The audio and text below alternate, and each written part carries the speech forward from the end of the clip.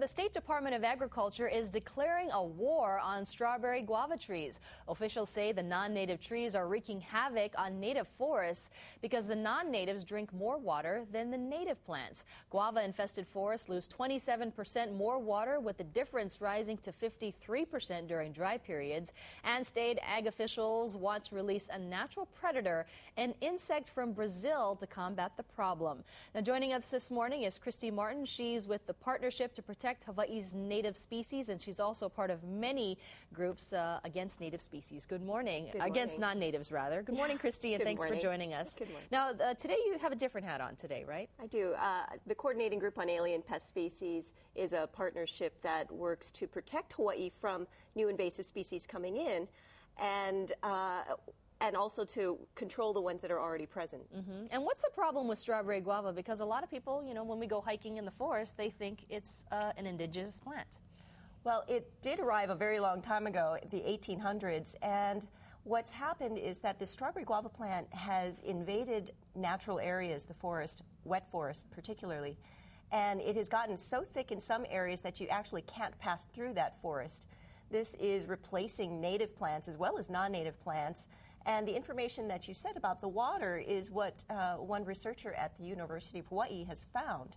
And this has a great implication for future years.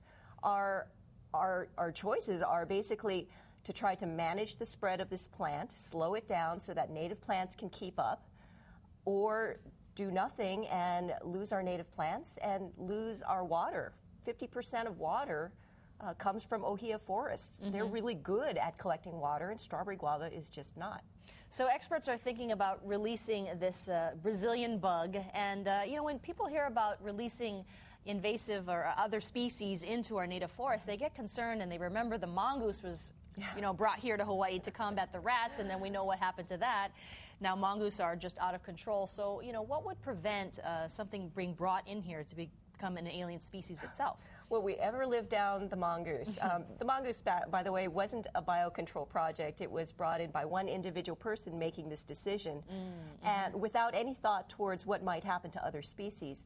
And so modern-day biocontrol, since the 1970s, has gone through a tremendous change. People became aware of these impacts, these relationships with other species.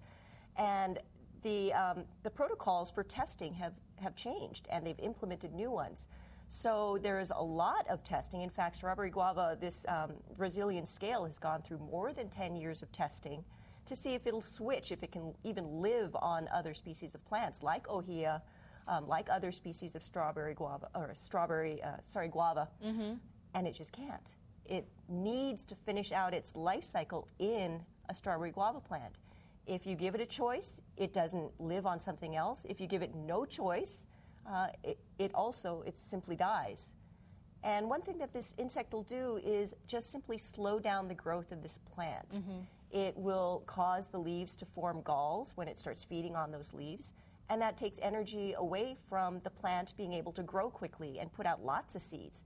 It'll still fruit, it'll still live, we'll still be able to go into the forest and see it and have them and enjoy them in our yards, but just we're going to also see native plants. Right. Too. And really quickly, what's the game plan? What's the time frame for releasing this bug? Well, this is open for public comment on the Office of Environmental Quality Assessment website, and people can look at it, decide what they want to do, and put in comments, and this will end, comment period ends on July 23. Okay, and we don't have any pictures of the bug, but I guess we could draw it right here. It's about that big. About that big. That big. You can't even see it. All right, thanks a lot, Christy. Thank you so much for joining us, and we appreciate